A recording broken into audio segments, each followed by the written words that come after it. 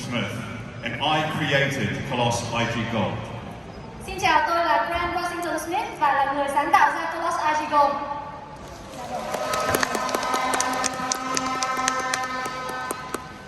I'm the co-founder and chief scientist of Chia Global New Zealand Limited.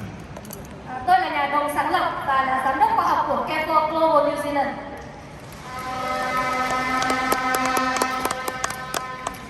I'm a nutritional scientist from New Zealand and a food formulator. Tôi là một nhà khoa học về dinh dưỡng và cũng là một người sáng chế ra các công thức về thực phẩm tại New Zealand.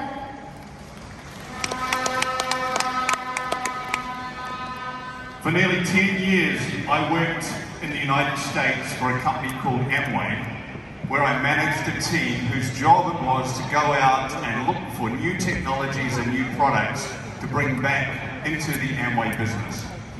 Và trong vòng khoảng 10 năm thì tôi đã từng làm việc trong một tập đoàn quốc tế có tên là Amway. Và ở đây tôi quản lý một team, một đội nhóm ở đó thì họ chịu trách nhiệm nghiên cứu và tìm kiếm các công nghệ để có thể đóng góp vào hoạt động kinh doanh của doanh nghiệp.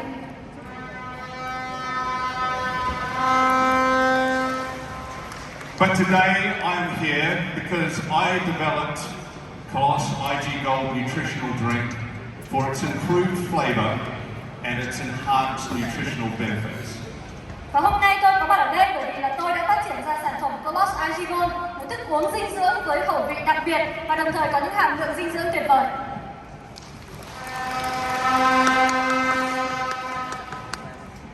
People ask me why I developed Colos IG Gold. I want to share a story, and that story starts with my son. Và có nhiều người hỏi tôi là lý do vì sao mà tôi đã sáng tạo ra Colos IG Gold. Hôm nay tôi muốn chia sẻ với quý vị một câu chuyện, và câu chuyện này được bắt đầu từ con trai của tôi.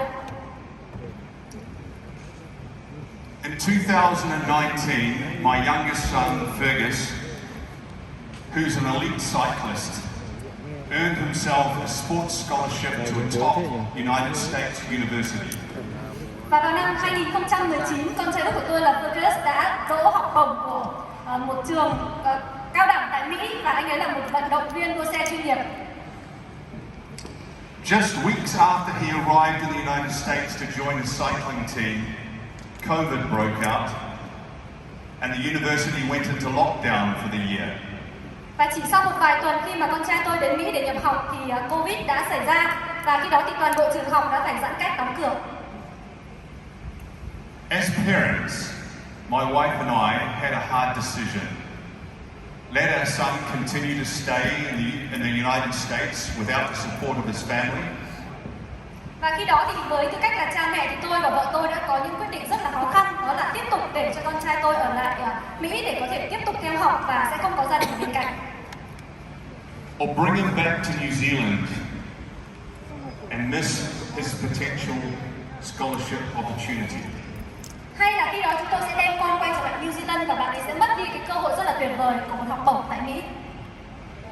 My wife asked me if there was anything I could do to help. I'm a nutritionist with a background in immune science. Và khi đó thì vợ tôi hỏi tôi là có cách gì hay không, bởi vì tôi là một nhà khoa học về dinh dưỡng và có một cái nền tảng về khoa học về miễn dịch. I knew of a very good botanical extract that had powerful antiviral activity. The problem with this extract was it had very poor absorption and bioavailability. Và khi đó thì tôi biết một loại chiết xuất thảo dược mà có tác dụng rất là tốt trong việc kháng virus. Tuy nhiên nó có một cái vấn đề là sự hấp thụ của thảo dược này vào cơ thể rất là chậm. But I had a solution. I previously developed an ingredient and filed a patent that improves absorption and bioavailability. Tuy nhiên thì tôi đã có một cách là trước đó thì tôi đã nghĩ ra một cái công thức mà làm sao để có thể đưa sản phẩm hấp thụ tốt hơn vào cơ thể, và tôi đã có đăng ký để có thể lấy bằng sáng chế cho nghiên cứu này. I took my formula to a friend in Utah in the United States who had a pharmaceutical manufacturing facility. Và tôi gửi công thức này cho một người bạn của tôi tại Utah, Mỹ. Anh ấy có một cái doanh nghiệp là chuyên sản xuất dược phẩm. They made 1,000 bottles, and they wanted to keep about half of them for themselves to give to their staff because they really liked the idea. Và khi đó thì họ đã sản xuất khoảng 1.000 chai sản phẩm và đề nghị với tôi là sẽ giữ lại đó để sử dụng cho nhân viên của mình, bởi vì họ rất là thích công thức sản phẩm này. I sent many cartons of bottles for my son to use. Và tôi cũng gửi rất là nhiều chai cho con trai tôi để sử dụng tại Mỹ. He never suffered from symptoms of COVID during that time, despite the fact that his roommate ended up in hospital with COVID. Và trong suốt thời gian đó, con trai tôi đã không bị nhiễm COVID, mặc cho là bạn cùng phòng của bạn ấy đã phải vào nhập viện vì COVID-19. His entire cycling team started using this product, and they never got COVID. Và toàn bộ cái đội đạp xe của con trai tôi cũng đã sử dụng sản phẩm này và họ cũng đã không bị mắc COVID-19.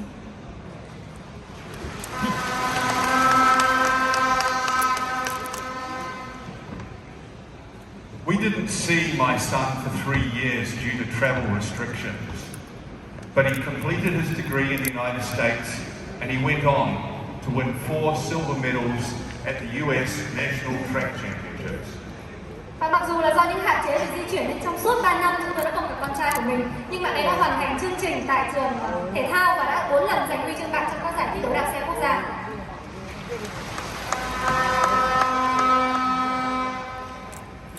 I later gave this formula to a friend of mine who made it available on Amazon so other people could use it. It was called Biolactol. Và khi đó thì tôi đã chuyển công thức này cho một người bạn của tôi và nó được bán ở trên Amazon và có rất là nhiều người đã sử dụng sản phẩm này, nó gọi là Biolactol. And this is the product. I have no financial interest or connection to this product. Và đây là... I just made the ingredient that really works, and it's helped thousands of people. Và đây là sản phẩm đó, mặc dù tôi không hề có một mối quan hệ lợi ích về kinh tế nào với công ty này, nhưng mà nhờ sản phẩm này thì tôi đã có thể giúp ích được cho rất nhiều người. So I know how to develop a great community product with advanced absorption characteristics. Và tôi đã biết được cách làm thế nào để làm ra một sản phẩm rất là tốt cho hệ miễn dịch và có một cách hấp thu tối ưu vào cơ thể. And I've made great products before. Và tôi cũng đã tạo ra rất là nhiều sản phẩm tốt trước đây. I developed a product range that in 2014 was a finalist in the New Zealand Innovation Awards. Và tôi đã có sản phẩm được tham gia vào vòng chung kết của cuộc thi những sản phẩm tốt nhất về thực phẩm của New Zealand vào năm 2014.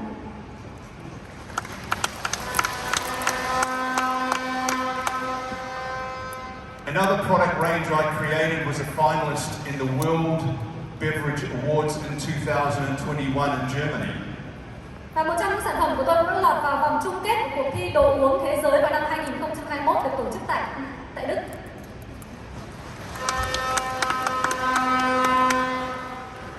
And I had another product which was a finalist in the World Food Awards, which was also in 2021. Và đồng thời tôi cũng đã có một sản phẩm được vào vòng chung kết của cuộc thi giải thưởng thực phẩm thế giới vào năm 2021.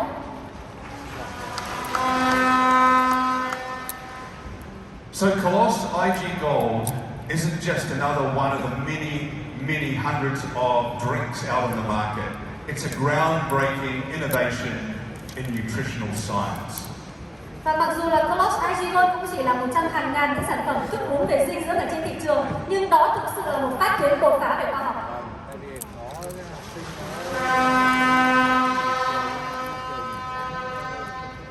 Let's introduce the story of our product. Và tôi sẽ kể cho quý vị nghe về câu chuyện sản phẩm của chúng ta. Consumers are using more health supplements today. Và ngày nay thì người tiêu dùng đang càng ngày càng sử dụng nhiều các thực phẩm bổ sung.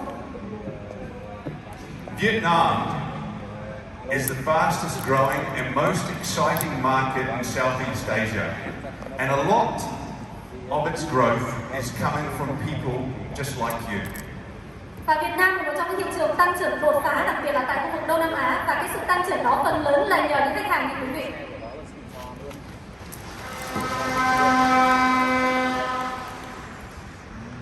Older adults are impacted by viruses, so that group of consumers is also driving demand.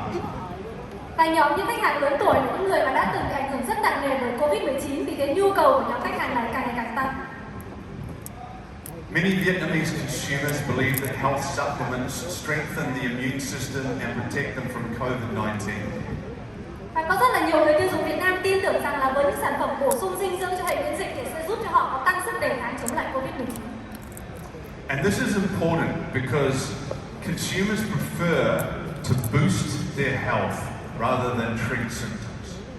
Và điều này rất là quan trọng bởi vì là đa phần người tiêu dùng sẽ muốn làm thế nào để tăng cường sức khỏe hơn là đi điều trị các căn bệnh. In addition to immune health, the other major health-related concerns include digestive health and heart health. Và ngoài những cái vấn đề liên quan đến sức khỏe miễn dịch thì người ta còn quan tâm đến sức khỏe của tim mạch và sức khỏe của hệ tiêu hóa. Probiotics are expected to achieve great growth rates with consumers because, again, consumers prefer to strengthen their digestive systems rather than treat digestive problems. Và lợi khuẩn được dự báo sẽ là một trong những mặt hàng được người tiêu dùng ưa chuộng bởi vì chắc chắn người tiêu dùng sẽ mong muốn làm thế nào để tăng cường sức khỏe hệ tiêu hóa hơn là điều trị các căn bệnh của tiêu hóa. We have developed a product that addresses 4 key areas of concern for Vietnamese consumers: immunity, bone health, digestive health, and diabetes. Và chúng tôi đã thiết kế một sản phẩm đã đáp ứng đủ 4 nhu cầu, 4 cái mối quan tâm hiện nay của người tiêu dùng Việt Nam. Đó là về hệ miễn dịch, về sức khỏe xương khớp, về sức khỏe tim mạch và về sức khỏe hệ tiêu hóa và căn bệnh tiểu đường.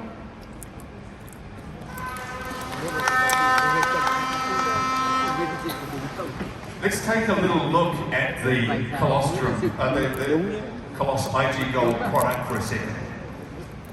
Colostrum and immunoglobulin IgG for superior immunity. We have the highest IgG content of any product in the market. Và chúng ta sẽ cùng nhìn vào những công dụng của Colos IG Gold. Đầu tiên đó là immunoglobulin hay còn gọi là IgG, chính là cái thành phần xúc tác để làm hệ miễn dịch khỏe mạnh và sản phẩm của chúng ta có hàm lượng IgG cao nhất trên thị trường.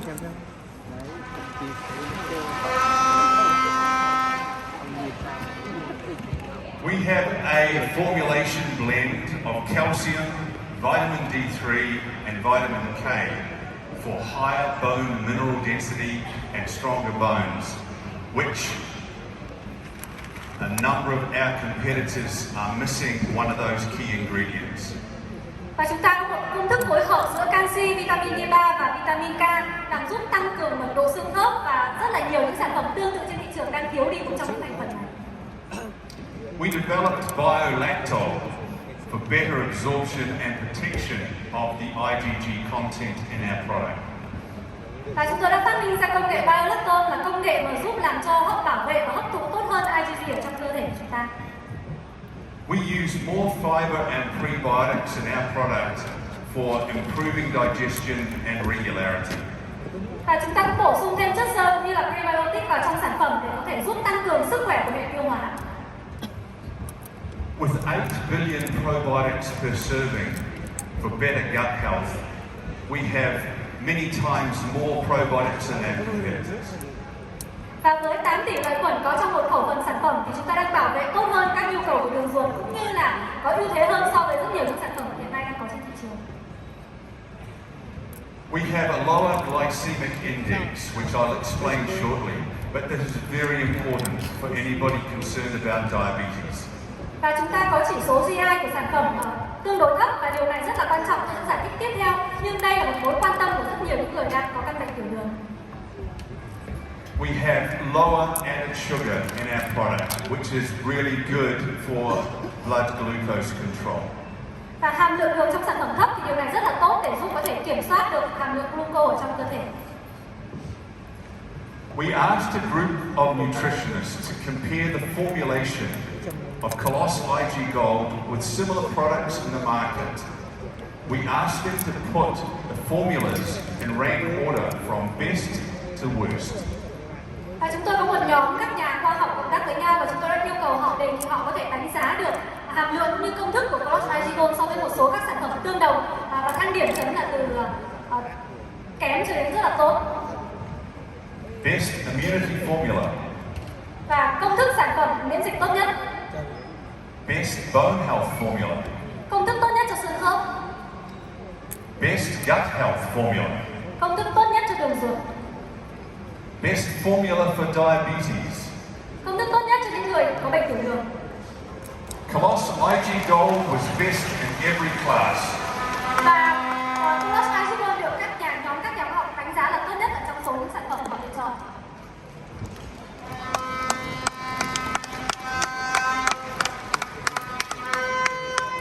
Don't settle for a below average nutritional drink. Choose the one that the experts all agree is the best in its class.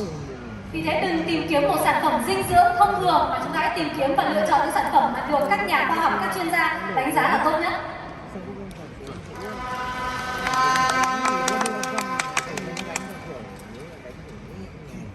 So who is IG Gold targeted at? It's the whole family. It supports the needs and boosts the health of the whole family with bone health, gut health and immune health. Vậy thì nhóm khách hàng mục tiêu của Colos IG là ai? Đó là toàn thể gia đình, bởi vì là sản phẩm sẽ giúp cho sức khỏe của toàn thể các thành viên trong gia đình, từ sức khỏe hệ tiêu hóa, sức khỏe xương khớp cho đến sức khỏe của hệ miễn dịch. And we can't forget athletes and people who live an active and healthy lifestyle. Và chúng ta sẽ không được quên cái nhóm các vận động viên, những người mà có những lối sống rất là trẻ trung, năng động, vận động thường xuyên. We talk a lot about the benefits of IgG when we're referring to colostrum products. But the colostrum used in IG Gold has another secret. Và chúng ta sẽ nói rất là nhiều về thành phần sữa non khi nói về các sản phẩm mà có tác dụng cho hệ miễn dịch. Tuy nhiên, sữa non ở trong Colos IG lại có một bí mật khác. It also contains insulin-like growth factor 1 or IGF-1, which is essential for normal body functions. Và ở trong sữa non của chúng ta thì có chứa yếu tố tăng trưởng insulin IGF-1, đó là một trong những yếu tố mà giúp rất là tốt cho hàm lượng insulin.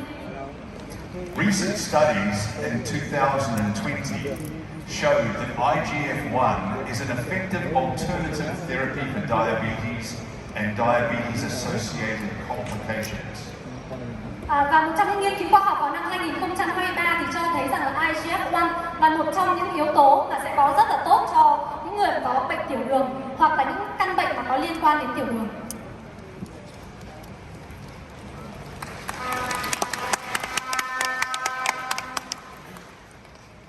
Why? Because IGF-1 improves insulin and glucose uptake into our cells. It reduces the extra glucose that the liver produces and it lowers overall blood glucose levels. Và IGF-1 có tác dụng như vậy vì nó sẽ giúp hỗ trợ cho việc kiểm soát lượng glucose trong máu, cũng như là điều chỉnh về những sự hấp thụ insulin cũng như là glucose trong cơ thể.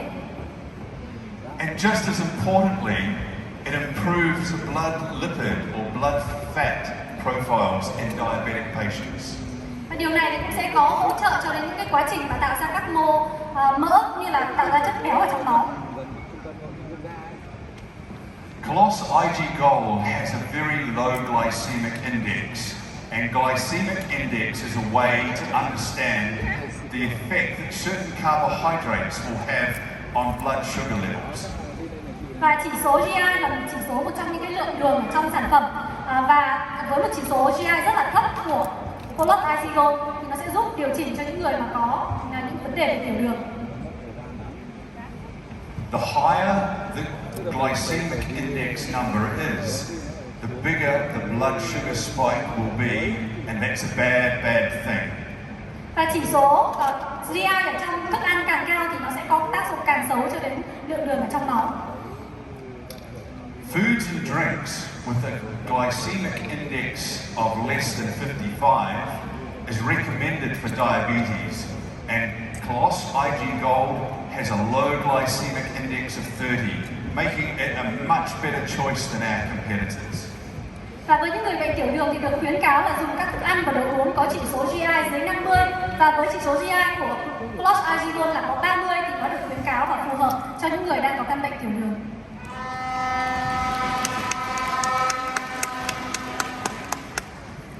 One last point, if you're ever worried about diabetes, look at the label.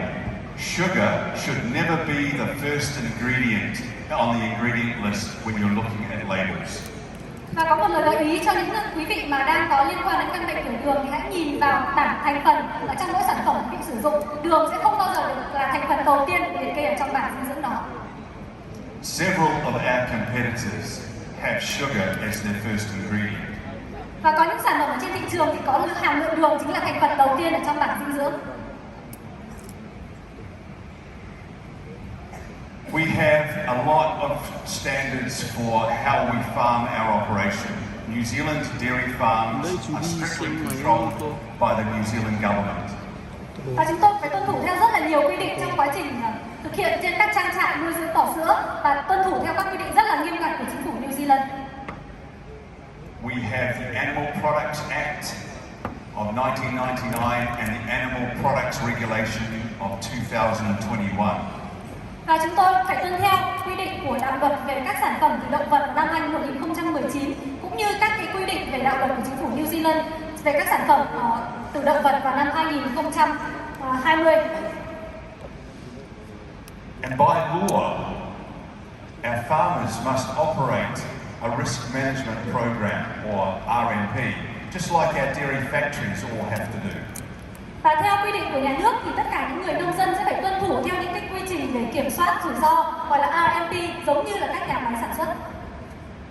In addition, each dairy farm that produces colostrum is tracked from the farm to the factory. Quality compliance is confirmed on a very regular basis. Và theo quy định thì tất cả những trang trại nuôi dưỡng bò sữa sẽ cần phải được trích xuất nguồn gốc từ trang trại cho đến nhà máy. Unlike milk, which is collected from the farms daily in tankers, colostrum is kept frozen on the farm until it is sent to the factory where it's pasteurized to remove pathogens and to preserve its bioactivity components. Và không giống như là các sữa thông thường sau khi được thu hoạch sẽ được chứa vào các bồn chứa. Ở đây thì sữa non sẽ phải được giữ lạnh, bảo quản đông lạnh từ trong nhà máy và từ trang trại cho đến khi được chuyển đến nhà máy để thanh trùng để đảm bảo là bỏ các cái tạp khuẩn cũng như là bảo tồn tất cả các chất dinh dưỡng có trong sữa non.